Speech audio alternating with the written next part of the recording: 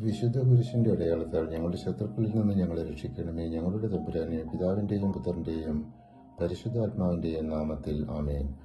സക്കറിയ പുസ്തകം 7-ാം അധ്യായം ഉപവാസവും ആചാരങ്ങളും സംബന്ധിച്ച ദൈവത്തിന്റെ സന്ദേശമാണ്. ജനങ്ങൾ ചോദിച്ച ചോദ്യത്തിന് ദൈവം മറുപടി നൽകുന്നു.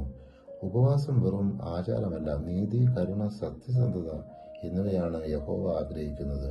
യഹോവ പറയുന്നു, ഉപവാസം നിങ്ങൾക്ക് വേണ്ടിയാണ് ചെയ്തിരുന്നത്, ദൈവത്തിനു വേണ്ടിയല്ല. ഭക്ഷണം കഴിക്കുമ്പോഴും കുടിക്കുമ്പോഴും അത് നിങ്ങളുടെ സ്വന്തം കാര്യമായിരുന്നു.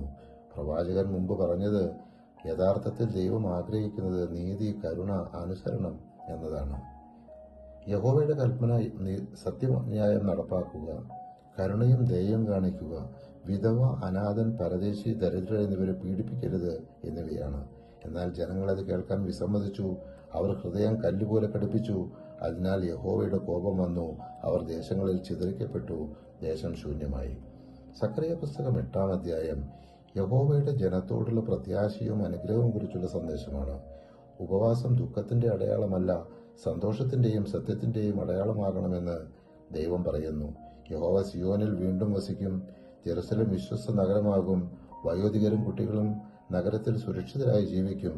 ദൈവം തന്റെ ജനത്തെ തിരികെ കൊണ്ടുവരും. അവർ അവന്റെ ജനമാകും, അവൻ അവരുടെ ദൈവമാകും. ദേവാലയ നിർമ്മാണം ആരംഭിച്ച പ്രവാചകരുടെ വാക്കുകൾ കേട്ടവർ ധൈര്യത്തോടെ പ്രവർത്തിക്കണം.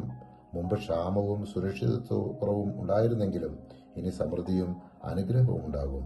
യഹൂദയും ഇസ്രായേലും അനുഗ്രഹത്തിന്റെ പ്രതീകമാകും. ദൈവം പറയുന്നു, ഞാൻ നിങ്ങളെ ശിക്ഷിച്ചതുപോലെ ഇപ്പോൾ നിങ്ങളെ അനുഗ്രഹിക്കും. സത്യവും സമാധാനവും പ്രിയപ്പെടുക. പരസ്പരം ദോഷം ആലോചിക്കരുത്. വ്യാജ സത്യവാങ്മൂലം ചെയ്യരുത്. ഉപവാസങ്ങൾ സന്തോഷത്തിന്റെയും ഉത്സവത്തിന്റെയും ദിവസങ്ങളാകും. സത്യവും സമാധാനവും പ്രിയപ്പെടുക. പല ജാതികളും ജെറുസലേമിലേക്ക് വരും, യഹോവയെ അന്വേഷിക്കും. പരിശുദ്ധാത്മാവെ, തിരുവചനത്തിന്റെ അനന്തശക്തിയാൽ ആത്മാവിന്റെ ബലങ്ങളും ദാനങ്ങളും നൽകി തീഷ്ണതയാൽ ഞങ്ങളെ ജ്വലിപ്പിക്കണമേ. ആമേൻ.